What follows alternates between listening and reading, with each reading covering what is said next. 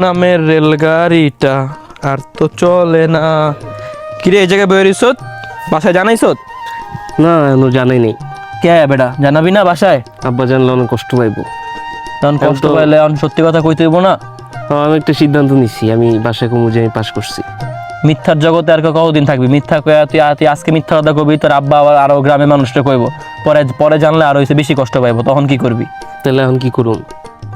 চল দুজনে মিলে একটা ব্যবসা করি গ্রামে। ব্যবসা করতে তো অনেক টাকা লাগবে, ওই টাকা কি বাপে দিব?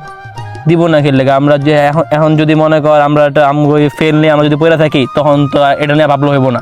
এখন থেকে আমরা সামনে যা করুম ওটাই মানুষ মনে রাখবো, এটাই তো। কারণ তুই তোর আব্বাতে টাকা নিবি, আমি আমার আব্বাতে টাকা নিব।